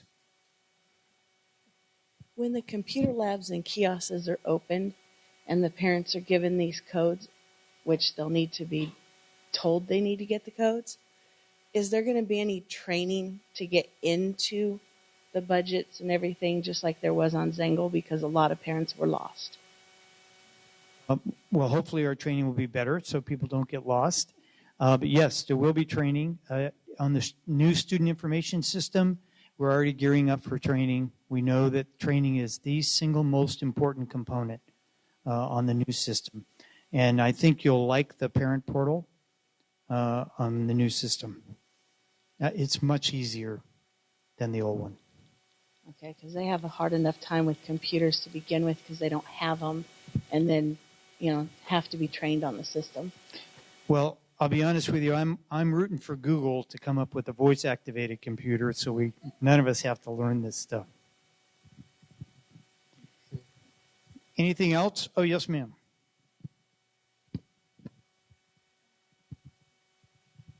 Will this be the only budget forum they will be having?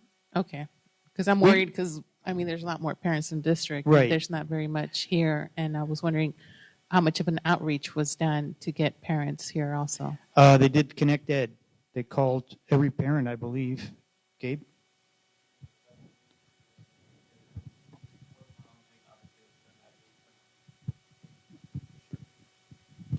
As you can imagine, it's more challenging during the summer months to reach parents when school's not in session. We have access to parents via letters home and all the traditional methods that you all hear about things from your school sites. So the answer is yes, we'll be having more of these throughout the year.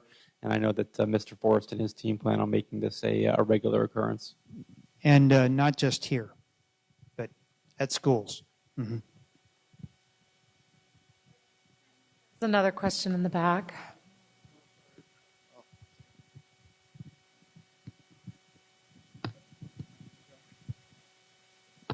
I came here because I got a message on a call from the district, and so I heard that there is going to be closing of some of the schools, and so I don't know if there was meetings before this about that, and I'm just concerned because I don't know if increasing the class size is going to be good and it's going to help. Because we're closing it to help because of the budget. So there is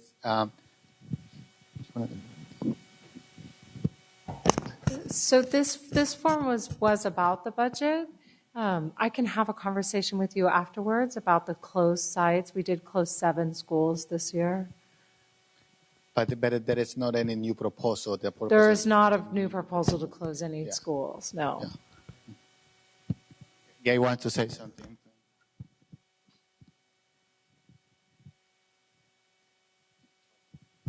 Just to be clear, I think you mentioned something about class sizes. The school closures will not result in increased class sizes at other schools. Class sizes are determined based on contract with our teachers union, and those are standard throughout the district, irregardless of how many schools we have. So I just wanted to make sure that was clear.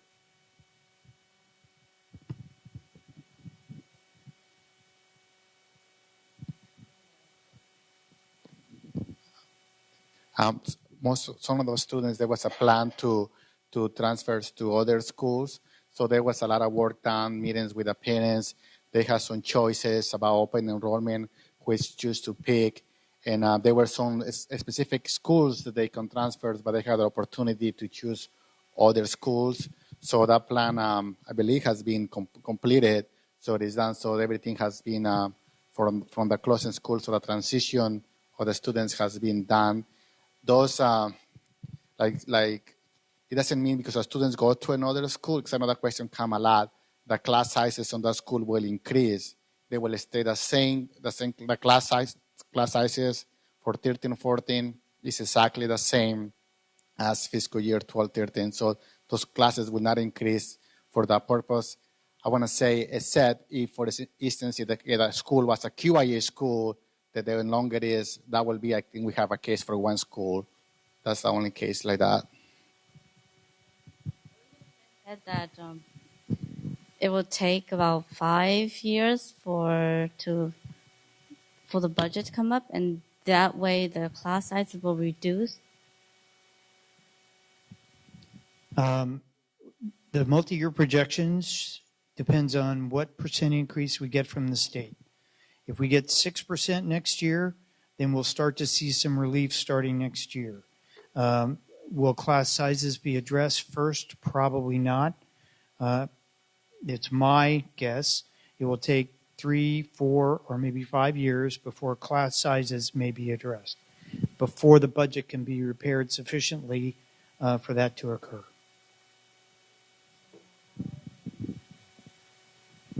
I don't know how's that going to happen. Is the state going to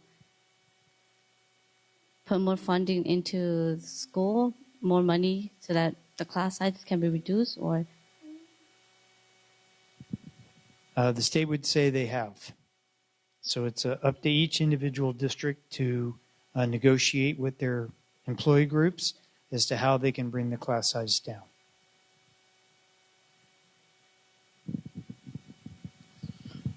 Just for clarification, one of the things I wanted to point out was that the class size that they're talking about is a maximum capacity in the classroom.